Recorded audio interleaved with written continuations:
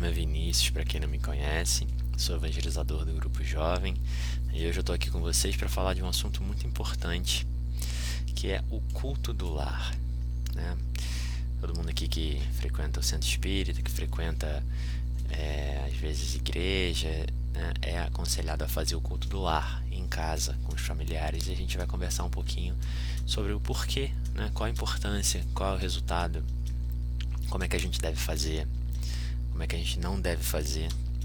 Então, só pra gente se inteirar um pouquinho mais sobre esse assunto, que é um assunto tão importante e às vezes ele é um pouco esquecido, né? Enfim, vamos conversar um pouquinho a respeito. Primeiro vamos fazer a nossa prece, pedir para os amigos espirituais, para toda a espiritualidade da Casa do Caminho, que nos acompanha, que nos auxilia, os nossos amigos possam nos ajudar, que possamos absorver, Senhor, entender, interiorizar os seus ensinamentos que iremos receber nesse sábado, não só comigo, mas com todas as outras aulinhas que a gente recebe, que são tão importantes, nos ajudam tanto durante a semana. Que possamos, Senhor, estar conectados na Tua vibração de amor, de paz, que possamos sim ter uma boa semana, com segurança, com saúde, debaixo do Teu manto, Senhor, da Tua vibração. Que seja sempre Teu nome, graças a Deus. Muito bem. Então vamos lá. Culto do lar, né? Todo mundo aqui já deve ter participado ou ouvido falar do culto do lar. Na minha família a gente sempre fez o culto do lar quando eu era criança. Era uma coisa chatinha, porque tinha que parar de fazer o que estava fazendo, né? Geralmente a gente fazia, deixa eu me lembrar, domingo à noite, então estava fazendo alguma coisa, vendo televisão, jogando videogame, não sei o quê, e tinha que parar para participar do culto do lar.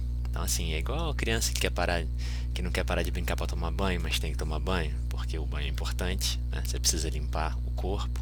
A mesma coisa com o culto do lar, a gente tem que parar, é muito importante a gente parar e participar.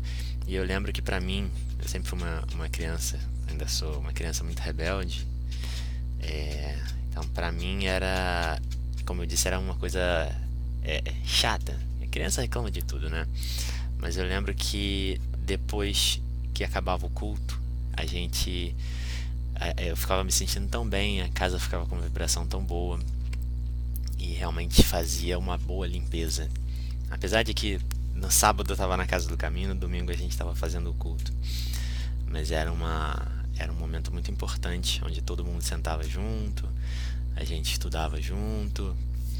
Depois que acabava de estudar, tinha musiquinha, bebia água, adorava beber água.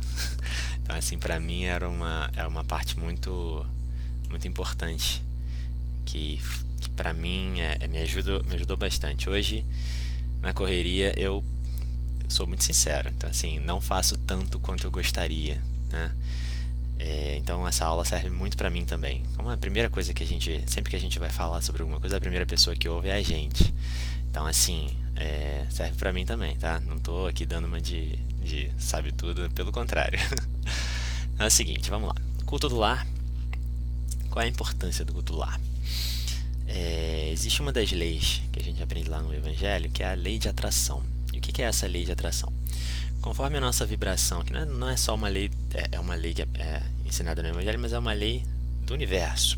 Então assim, a lei de atração conforme você tiver com a sua faixa vibratória, você vai atrair, ou você vai permitir que espíritos naquela determinada faixa consigam acessar você. Então o que a gente quer fazer? A gente quer sempre manter a nossa faixa vibratória elevada, para que espíritos de um cunho moral maior consigam nos acessar. Quem são esses espíritos? Qualquer espírito que seja um pouco mais elevado que a gente, o nosso mentor, mentores de trabalhos que a gente participe, e mentores da nossa família. Nós temos vários mentores, vários espíritos que têm uma incumbência de nos ajudar.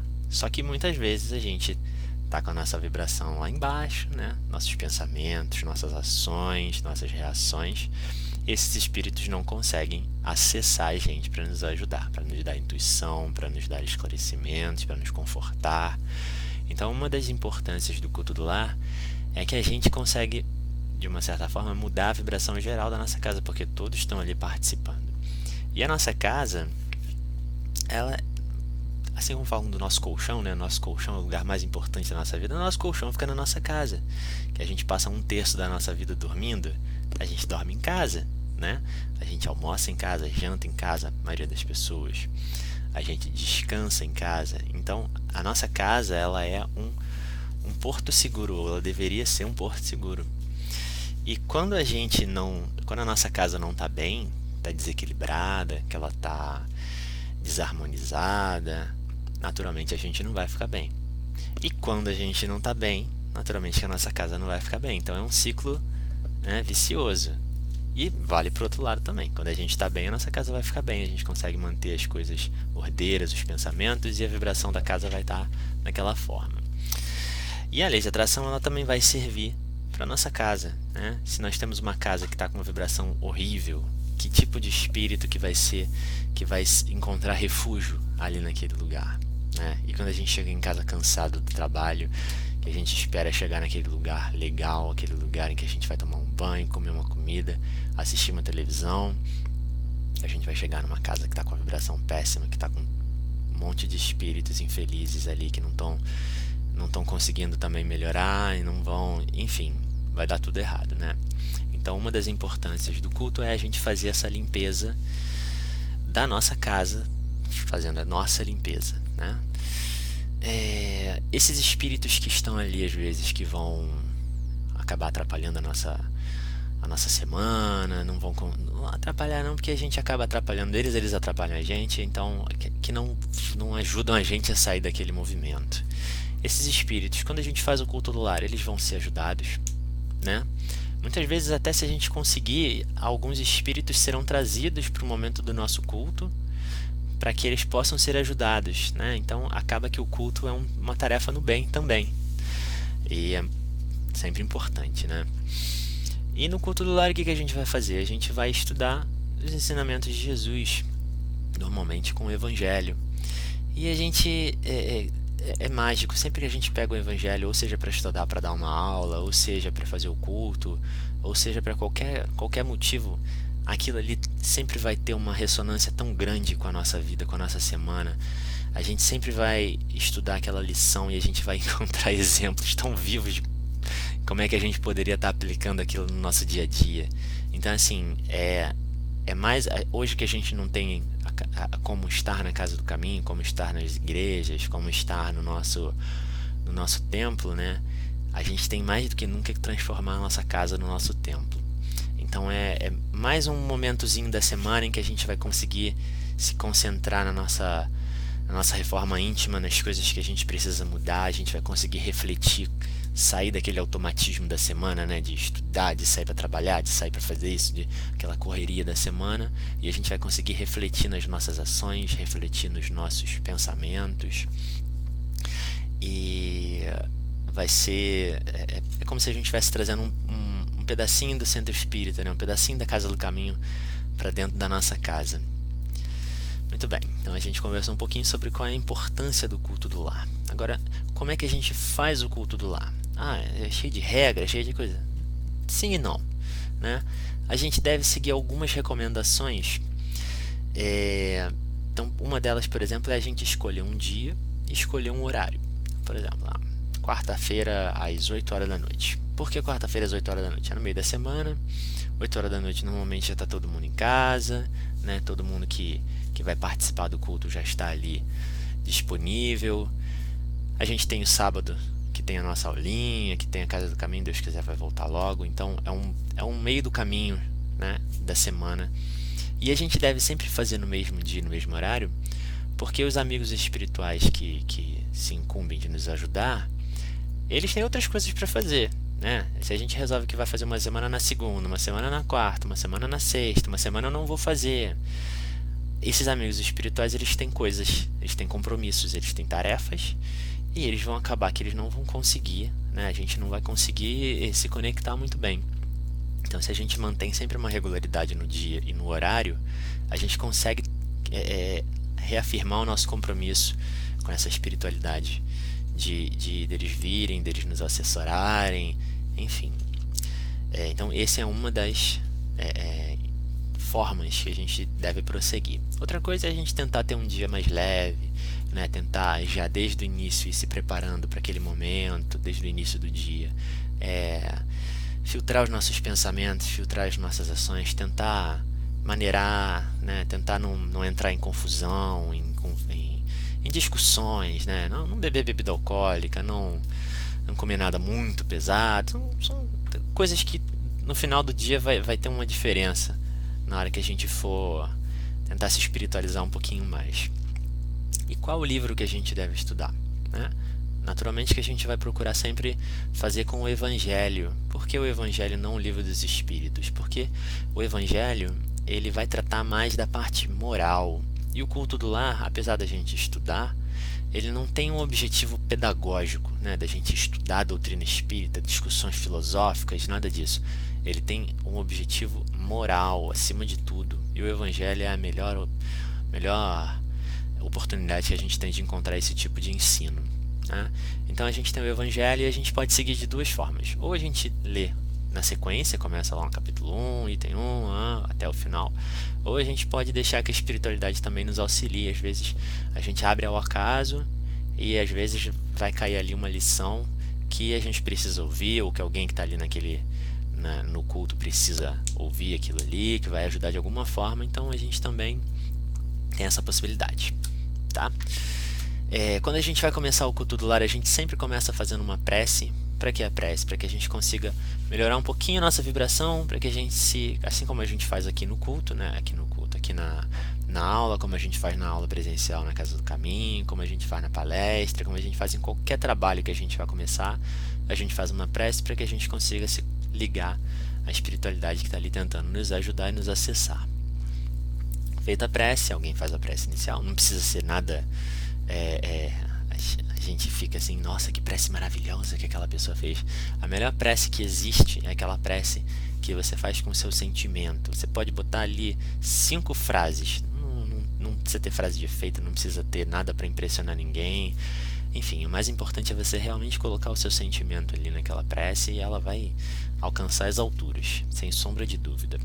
Então alguém faz a prece, pega o Evangelho, lê uma parte. Se o capítulo for muito grande, você pode dividir, ou então você pode escolher um trecho que seja mais curtinho, e depois que é lido, as pessoas conversam, né?